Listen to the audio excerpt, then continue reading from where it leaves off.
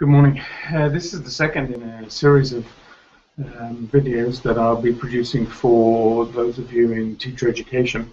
You'll remember that about a month ago I spoke to you about our Open Educational Resources initiative. We got some interesting and good feedback, so hopefully this will be a practice that will be useful for you as students to connect with us and with me as the chair. We're into another semester, 4 weeks in, and hopefully your courses are going well and you're settling into the swing of things. Today I wanted to talk to you a little bit about dispositions, something that's very important within teacher education, but a factor that many of our candidates often forget about. When you come into the teacher education program, your assessment throughout the program looks at two specific areas.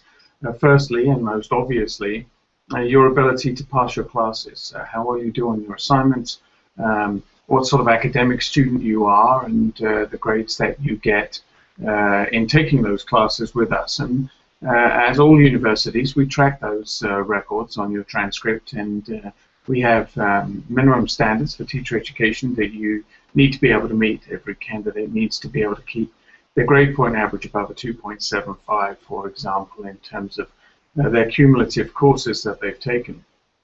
But often candidates forget that the second area that we really emphasize and keep track of is candidate dispositions. The candidate disposition really is a characteristic. It's the sort of skill set that we're looking for in our candidates in order for them to be successful teachers. There are 5 key areas that we look specifically at. The first one is respect for diversity. Does the candidate understand that students are very different and that we need to meet all of their needs? The second one is a reflection on and a pursuit of continuing professional development.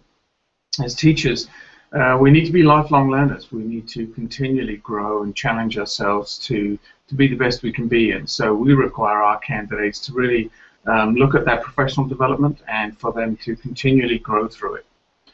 The third one is really professionalism. It's about appropriate communication, it's about building good relationships, and it's about appearance. And we really look to our candidates to demonstrate to us that they have the maturity and the understanding that the role that they play as a role model for our students is really important. And so how they come across matters. The fourth one is the ethical use of technology. Can our candidates use technology? Do they understand it? How comfortable are they with it? And do they understand the rules that go along with that? Those rules are split into 2 particular sections. Firstly, for yourself as a candidate, but then also for the students that you're in charge of and taking care of. And then the last disposition is the ability to appropriately implement the pedagogy that you learn about in your classes.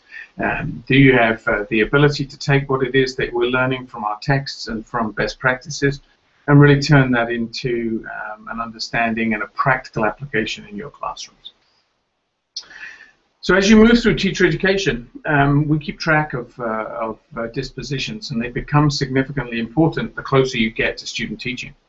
You should know that any candidate who has multiple concerns with their dispositions is often not allowed to go out on student teaching until they can demonstrate that they've mastered that particular area.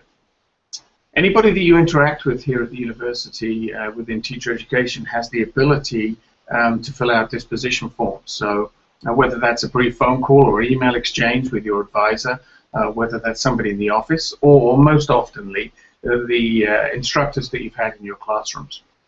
They have the ability to highlight students who have great dispositions, who are showing real positive growth, and then also to highlight those students who might want to think about working on a particular area of disposition. I'm sure you can imagine it's that number 3 disposition, how well we communicate, how well we build relationships, how well we speak to people, the tone that we take when we send our emails, etc., etc. That's the one that often trips people up.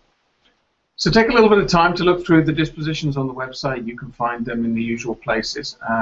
Feel free to talk to your instructors, and when you go into TK20 next time, take a look and see what your dispositions look like. Makes a huge difference. When we put teachers in a classroom of students, it's not just their ability to be able to learn themselves that they need to be able to master. They really need to be role models, and so as such, we place a huge emphasis on the characteristics, the professional standards that we expect our candidates to meet. I'll speak to you again soon.